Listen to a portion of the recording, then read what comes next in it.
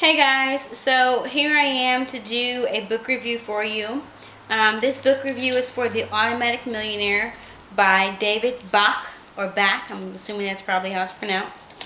Got this book from my local library. I just happened to be going down the aisle talking about money. So on that day I actually grabbed a couple of other books as well about various things that I'm slowly, reading into, or things I just wanted to know about or kind of have a better understanding. The title of this book is sort of what caught me, but I just wanted to see what it was about. So in actuality, the principles of the book are very simple. They're not some quick get money quick scheme. He basically explains to you a system that is fail proof if you follow through with it. He gives you some actual examples of real people and some hands-on stories that you can relate to. Let's see, the book in total is about, has an index in here too, honey. It is about 228 pages, give or take. Now, this book was copyright. Let's glance through here. Copyright is 2004. Now, as I was reading this book, I was going, oh, okay. That makes sense. I got that. Yep. And my guy was going, oh, that information is old. That's from 2004, before the real estate, crash, the market crash happened. That stuff's not applicable. Actually, it is, babe. Because the principles he's giving you are not based on a successful or, big booming economy. A lot of the principles are actually based from 20, 40, 30, 60 years ago. So this guy pretty much tells you that the first rule is you need to pay yourself first. Most of us are trained to do the exact opposite. When you get paid, what do? You pay your bills first. And if there's anything left over, then you pay yourself. Wrong. Don't do that. Take your money out of that paycheck before you pay anybody else and pay yourself.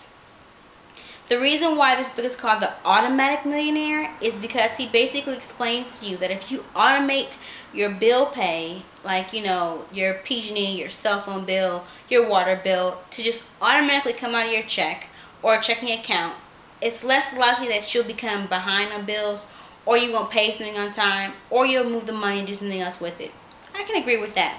My only concern of why I never did that with my bills is that sometimes they overbill you or misbill you. And I didn't want Verizon to take $400 out of my paycheck on accident and then I have to fight with them to get it back. Here nor there, one of the examples that he gave me that I know can be applicable to anyone in any situation is about how you go about paying your living expenses. And I mean as far as your rental or your mortgage. If you are able to, and most time you are able to automate that one payment, it will drastically change your life. How? Because if you are able to do something such as pay your mortgage payment bi-weekly instead of once per monthly, no, I'm not saying make 2 mortgage full payments. I'm saying literally take the amount that you would pay. Let's say you're going to pay $1,000 every month for your mortgage. Pay $500 every 2 weeks instead. Why? It reallocates the way your money is spent, and also by the end of the year you have made 1 extra mortgage payment or rental payment.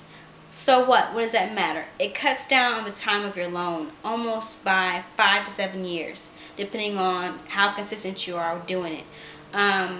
Most mortgage companies do not want you to realize this or know that, but it is an option you have. I've actually done it with my rent as well when I was renting from personal people or whatever. Just arrange to pay them through a bank account, checking account every 2 weeks instead of once a month. So that really helped me reallocate my bills and due dates. That's one big thing that I got from this book. Also, he did talk about credit card debt, if you have it, is by prioritizing your credit card debt based on the APR. So you should be paying down the card that has the highest APR first, and then all the other ones subsequently.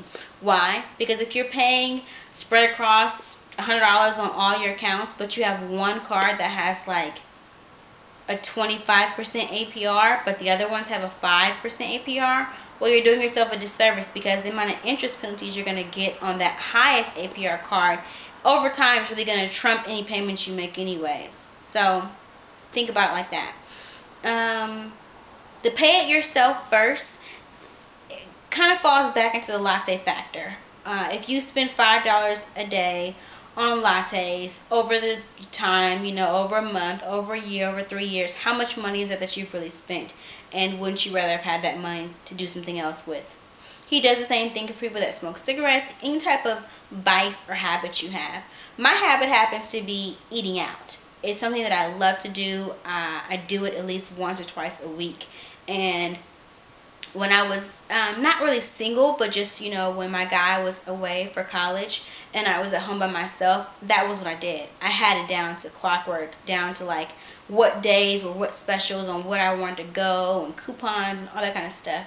And when I sat back and looked at how much money I was spending, I was like, wow, some days it's $20, some days it's $50 on fast food. And I'm not talking about Jack in the Box, I'm talking about restaurant food.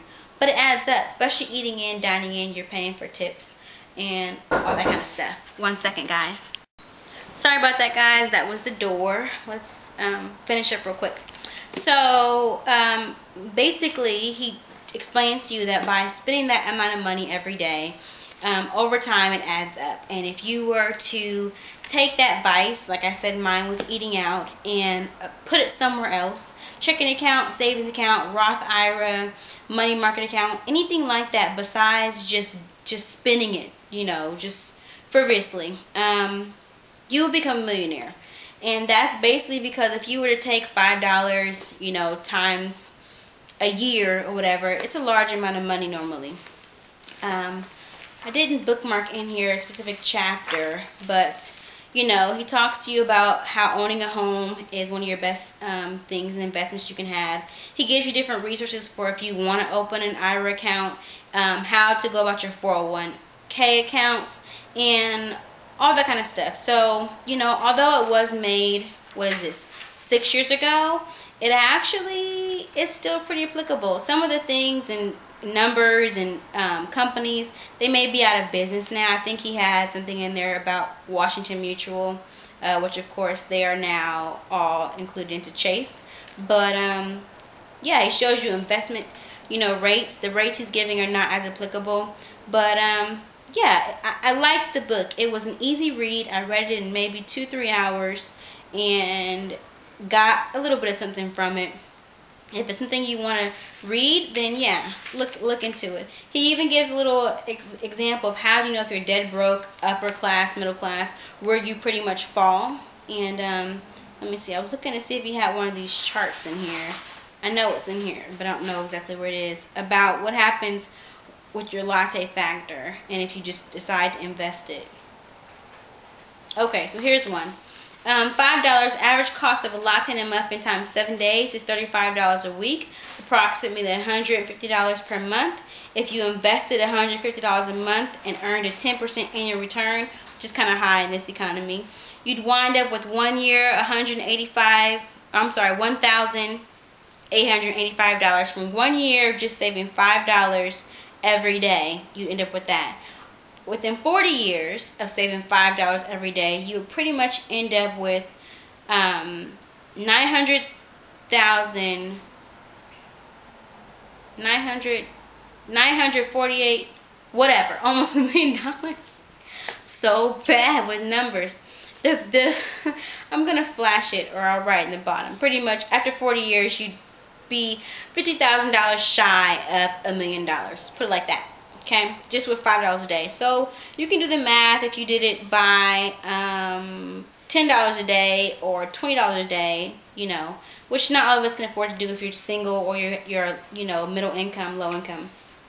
But just saving $5, $2 a day consistently, not sometimes or whatever, equates to giving you $1 million within 40 years. I'm 23 years old, so obviously if I was to take this little secret, this little, you know, easy plan and automate my stuff and start saving $5 a day, even I just put it in a jar on my dresser.